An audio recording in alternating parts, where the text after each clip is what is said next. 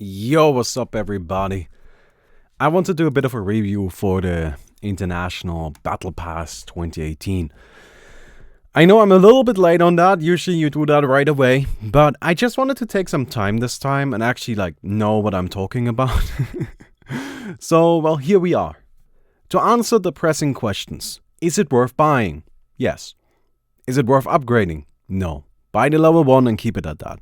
But we're gonna get to that. I'm gonna explain that all in detail. So, first of all, I am currently at level 86. I bought 75 levels and I regret it. I bought level 75 because I assume most of the Battle Pass works like last time, but it doesn't. We're gonna get to that in a second though. So first of all, the Battle Pass is out. Right, so we can just kind of go through all of the things that are available. You can see like a quick summary up there, but here we are. So first of all, this right here is pretty much as you're used to. You still get a bunch of stuff. This is all pretty much normal.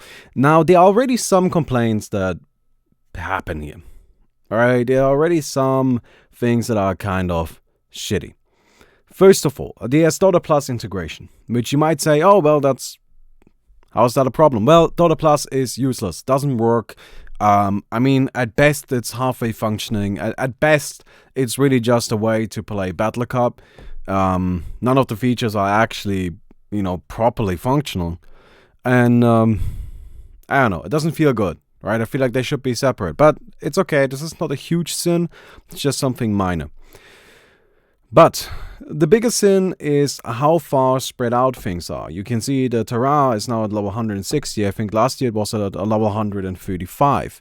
There are just generally everything that's worthwhile is placed further and further in the back. You can see that here's a prestige item at level 255, and so on. Now, this in of itself, while annoying, I can deal with it. Right, like this, by the way, this is my favorite. This taunt, I know it looks kind of shitty like this, but what you need to realize about this taunt is that the skeletons do the dance too, and all of a sudden it becomes awesome, right?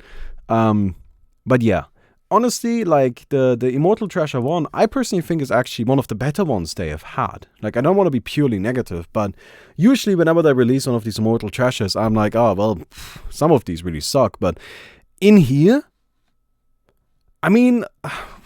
okay, the Ricky Horns are a little bit silly. But these just look cool, right? This is just kind of cool. The Phantom Assassin one is sick. Hella sick. Right, so there's just a bunch of good stuff in there. But here's the first thing. Right, level 392 is when you get all of the emotes from last year. Which is just wait, I feel like this should be an early thing. We purchased this shit last year already. Why do we have to get to level 392 to use them again? If you're gonna put them in there, put them in a little bit sooner. Right? To me, that's just kind of a little bit irritating. Right, but then towards the end you can see there's just kind of a bunch of stuff here. Promise of imminent revival, whatever that means, right? But yeah, there's a radiance effect. You can see that they just kind of spread it all out a lot more. Okay, why is this a problem? The big problem comes in with once you realize that you cannot earn battle points just by playing anymore.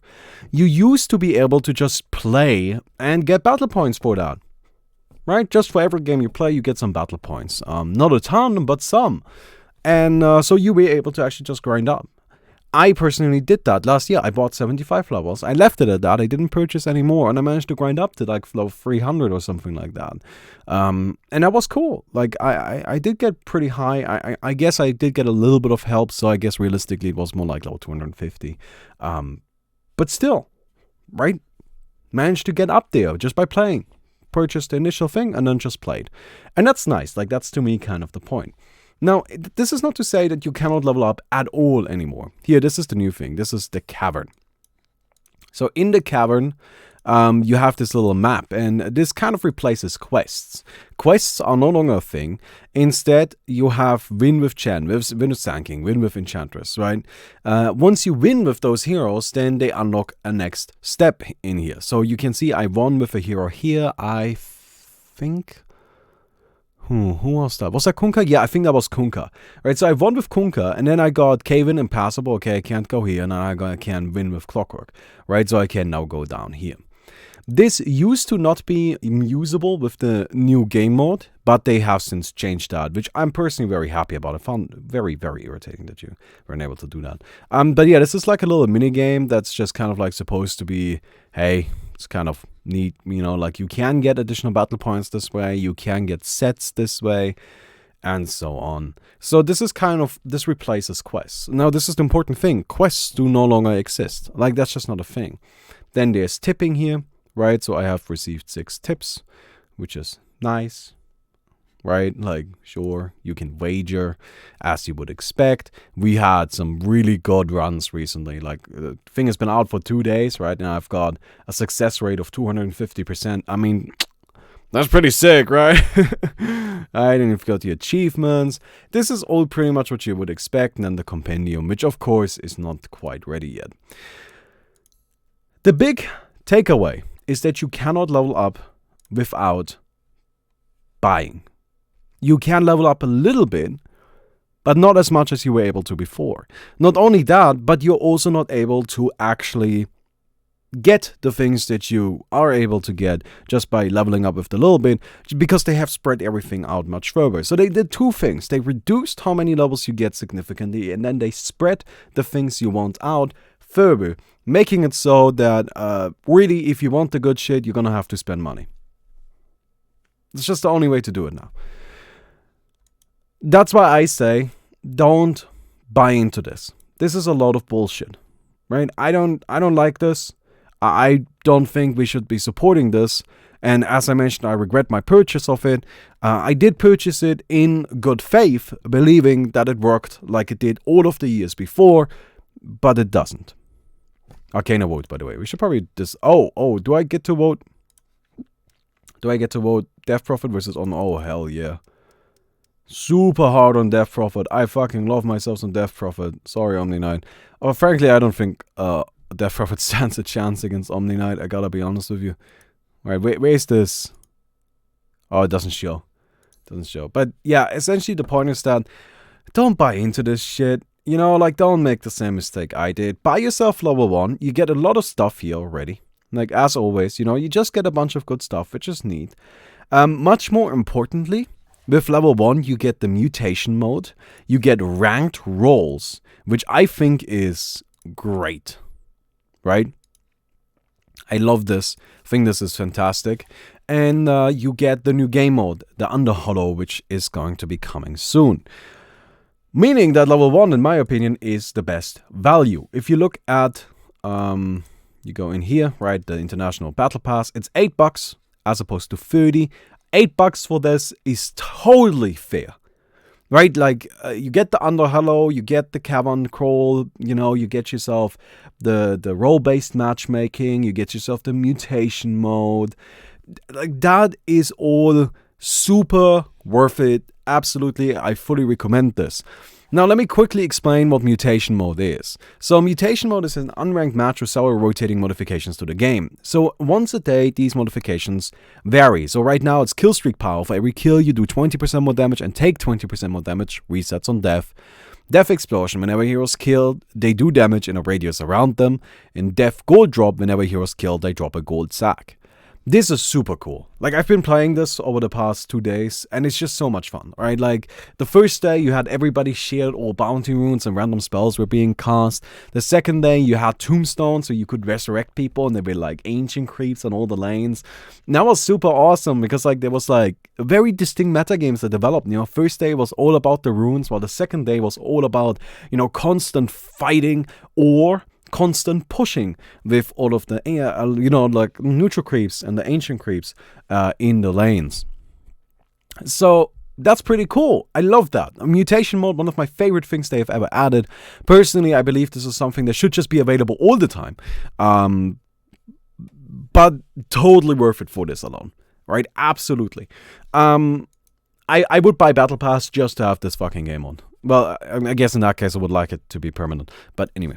And then ranked roles. You can select support, safe lane, mid lane, or off lane. I think this right here should be improved to make it so you can select multiple options, or you can select flex, right? Like, I think there should be flex spots, right? Basically, there's one saying, I do not care, I can do anything. And then there is, okay, I can do these two or these three, right? Something like that to kind of let people be a bit more flexible. I think that would also reduce queue times, which I imagine are going to be a bit of a problem because queue times are already a bit of a problem. But that's just something that I think. Generally speaking, I'm very much in support of this. I know that people had a bit of like, I don't know, a bit of backlash against it, but I personally think this is just a good thing to have. It's really not a big deal, but it just makes the game a bit more pleasant, I believe. So this is good, right? I also don't know why this is only for ranked. Why can it not be for unranked? But I guess nobody plays fucking unranked anyway, except for me, so, you know. Anyway, and then of course the Underhollow, which actually sounds really cool. Like, it's not released yet, but here we can click on this really quick, right? Underhollow. Roshan is on a ravenous cheese-fueled rampage, and Battlepass owners are invited to venture beyond the surface of his lair into the heart of the Underhollow. Battle through a labyrinth filled with monsters, marvels, and many other free-player enemy squads as you search for Roshan's rarest cheese and work to be the last team standing. So this is somewhat a Battle Royale mode. I know that people are like, you know, like I think people are overreacting a bit. Like, I see people like, oh my god, it's not Battle Royale. Come on, it's clearly inspired by Battle Royale, you know. Instead of a zone, you have Roshan chasing you down. It's a little bit of a Battle Royale mode. But that's fine. Battle Royale is fun. Like, it's not a bad thing. Like, this is not a bad thing. I think Battle Royale is super cool. I think Battle Royale is something that's still experimented with. People are still learning what it actually is. And I look forward to this. I really do. This sounds super cool. You'll need to navigate carefully to earn the gold experience and gold needed to destroy opponents. But don't take too long. Roshan's cheese frenzy is causing cave-ins as he moves towards the center of the Underhollow. Soon enough, there will be nowhere left to run. Right, so this is kind of like the zone, I imagine. Maybe it does actually just work like the circle shrinking. But it's clearly Battle Royale. But that's good. It's fine. Battle Royale is fun. Right, and the ravening begins deep below, blah, blah, blah. Anyway, you get it. You get it. You might be in line for an influx of battle points. In addition to the joy of defeating your enemies and the thrill of outlasting competition to escape the Underhollow, you might be in line for an influx of battle points. So maybe that's how they kind of introduce a lot more battle points into the system, but that's kind of like my complete thing, right? So I think by level 1 is super worth it. Wait and see if they introduce more ways to get battle points, preferably just through playing the regular game. That's what they should do. It's super greedy that they aren't doing it, honestly. Like, that's how it worked before. I don't know why they changed it. Because, like, everything's just too far spread out, and you earn too little points to actually ever get there for it to be worth it.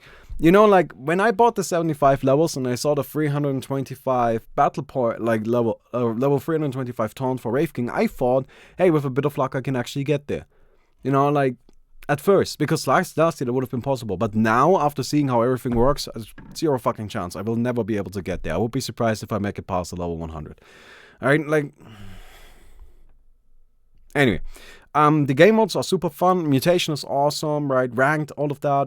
Buy level 1. Don't upgrade it. Wait if they if they make it better, if they make it so that you can earn more battle points, then feel free to upgrade it a little bit, sure. Generally, I'm always somebody that recommends a bit of caution with your money. And, yeah. Anyway, I guess that sums it up. So I hope you guys enjoyed the video. I'll see you guys tomorrow.